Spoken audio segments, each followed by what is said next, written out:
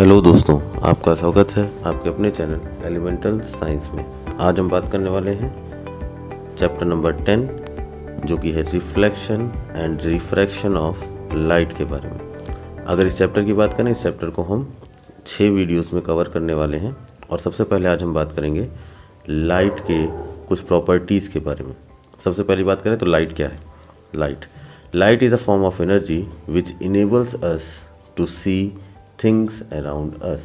Light एक form of energy है जो कि हमें हमारे चारों तरफ दिखने वाली चीज़ों को या हमारे चारों तरफ होने वाली चीज़ों को देखने में मदद करती है। अगर on the basis of light की बात करें तो हम ऑब्जेक्ट्स को 2 पार्ट में डिवाइड कर सकते हैं। पहला ल्यूमिनस और दूसरा non luminous objects.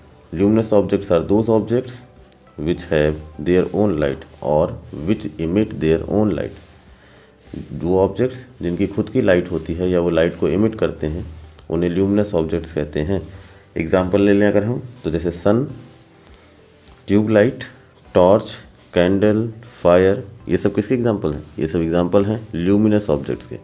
Non luminous object क्या है? Non luminous objects are those objects which do not emit light by themselves. इन पे से क्या होती है? इनसे लाइट रिफ्लेक्ट होती है या स्कैटर होती है जब उनके ऊपर लाइट स्ट्राइक करेगी, लाइट की रेज स्ट्राइक करेंगी और ये ऑब्जेक्ट्स हमको दिखाई देते हैं। नॉन ल्यूमिनस ऑब्जेक्ट्स के एग्जांपल्स अगर हम बात करें तो बहुत सारे ऑब्जेक्ट्स हमारे आसपास हैं, जैसे टेबल, चेयर, है ना, flowers etcetera.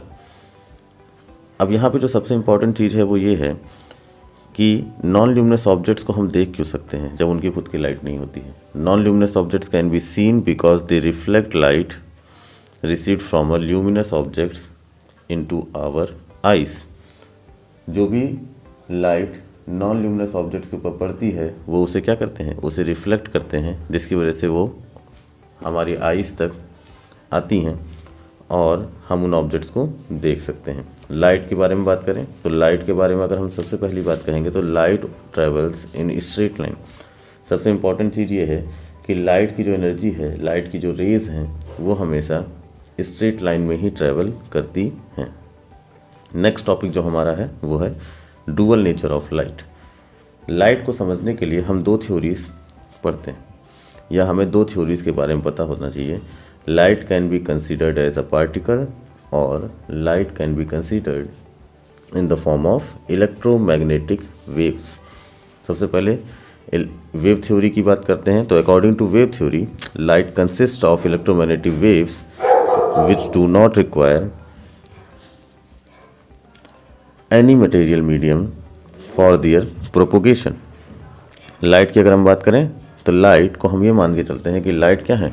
Light are electromagnetic waves. अब इलेक्ट्रोमैग्नेटिक वेव्स की अगर मैं बात करूं तो ऐसी वेव्स जिनके पास इलेक्ट्रिक फील्ड का कैरेक्टर भी होता है और मैग्नेटिक फील्ड का कैरेक्टर भी होता है, ऐसी वेव्स कहलाती हैं इलेक्ट्रोमैग्नेटिक वेव्स। इलेक्ट्रोमैग्नेटिक वेव्स की जो खासियत है वो ये है कि ये किसी भी तरीके का मीडियम इनको ज़रूरत नहीं पड़ती है for their propagation, for travelling of light. अब अगर हम बात करें तो ये जो इलेक्ट्रोमैग्नेटिक वेव्स हैं इनके अंदर इलेक्ट्रिक फील्ड का कैरेक्टर और मैग्नेटिक फील्ड का कैरेक्टर के बीच का जो फेज़ एंगल होता है वो हमेशा 90 डिग्री होता है। आगे की बात करते हैं, अगर पार्टिकल थ्योरी की बात करें तो according to particle theory light is composed of particles which travels in straight line at very high speed। हम ये कहते हैं कि लाइट के एक रे के अंदर बहुत सारे लाइट के छोटे छोटे पार्टिकल्स होते हैं जिन्हें हम फोटॉन कहते हैं और ये फोटॉन्स एक ही स्ट्रेट लाइन में ट्रैवल करते हैं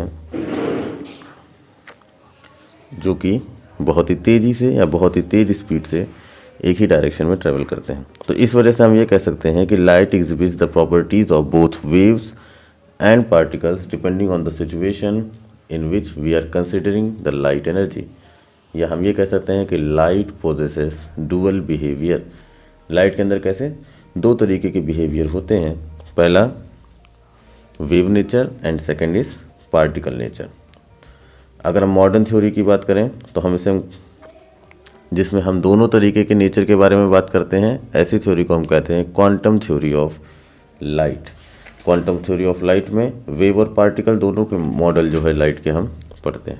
अब आ जाते हैं हम अपने चैप्टर के जो सबसे इम्पोर्टेंट पहले टॉपिक के ऊपर, जिसे हम कहते हैं reflection of light. Reflection of light की बात करें तो ये टॉपिक आप बहुत समय से पढ़ते आ रहे हो बच्चों, छोटी क्लासेस से भी आप पढ़ते आ रहे हो। इस अगर टॉपिक की बात करूँ मैं तो सबसे पहले हम पढ़ लेते हैं definition of reflection of light. Definition की अगर हम बात करें, the process of sending back of light rays which falls on the surface of an object is called reflection of light. आपके सामने एक फिगर दिया गया है जिसमें एक मिरर है, लाइट इस मिरर के ऊपर फॉल कर रही है और इस मिरर से क्या हो जा रही है, रिफ्लेक्ट हो जा रही है या बाउंस बैक हो जा रही है। Just like a tennis ball when we throw the ball at a wall it bounce back from the wall. एकदम सेम तरीके का प्रोसेस है। ऑब्जेक्ट्स की बात करें अगर यहाँ पे, तो हम ऑब्जेक्ट्स को यहाँ पे दो तरीके के ऑब्जेक्ट्स में क्लासिफाई कर सकते हैं। पहला पॉलिश्ड या शाइनिंग सरफेस और दूसरा अनपॉलिश्ड या डल सरफेस। अगर हम बात करें तो अगर कोई हमारे पास ऐसा सरफेस है जो कि पॉलिश्ड है या शाइनिंग है, तो ऐसे केस में रिफ्लेक्शन की जो इंटेंसिटी है वो मैक्सिमम होगी या रिफ्लेक्शन वहाँ पे बहुत ज़्यादा होगा। लेकिन अगर सरफेस हमारा अनपॉलिश्ड है या डल सरफेस है तो ऐसे केस में रिफ्लेक्शन की इंटेंसिटी कम हो जाती है। इसी वजह से हमको ध्यान रखना है कि रिफ्लेक्शन के लिए हम ज़्यादातर जो इस्तेमाल करते हैं या जिस ऑब्जेक्ट का हम इस्तेमाल करते हैं रिफ्लेक्शन को समझने के लिए, वो मिरर होता है। चलिए बात कर लेते हैं मिरर के बारे में। तो मिरर की अगर हम बात करें तो हमारे पास अगर ऑर्डिनरी मिरर्स की बात करें जो पहले बनाए जाते थे, प्राचीन काल में बनाए जाते थे, तो ordinary mirrors are made up of depositing a thin layer of silver metal on the back side of a plane glass sheet and the silver layer is then protected by a coat of red paint. तो हम कैसे कह सकते हैं mirror कैसे बनता था। एक प्लेन मिरर की अगर हम बात करें तो प्लेन मिरर को बनाने के लिए एक ग्लास की शीट ली जाती थी जिसके किसी भी एक तरफ के सरफेस पे सिल्वर मेटल की एक पतली सी थिन लेयर चढ़ा दी जाती थी।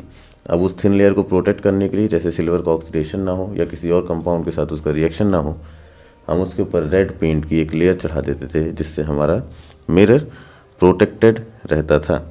लेकिन जो सिल्वर मेटल है वो बेसिकली क्योंकि बहुत ही ज़्यादा महंगा है, बहुत ही ज़्यादा एक्सपेंसिव मेटल है, प्रीशियस मेटल्स में आते हैं सिल्वर, इस वजह से समय के साथ सिल्वर का इस्तेमाल मिरर के पॉलिशिंग के लिए होना बंद कर दिया गया।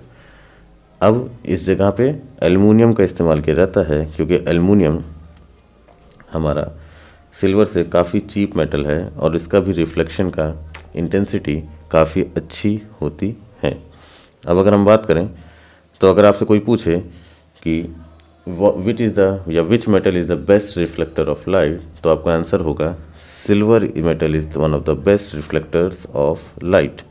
इस चीज़ का ध्यान रखना है कि सिल्वर जो मेटल है हमारा वो काफ़ी अच्छा रिफ्लेक्टर माना जाता है।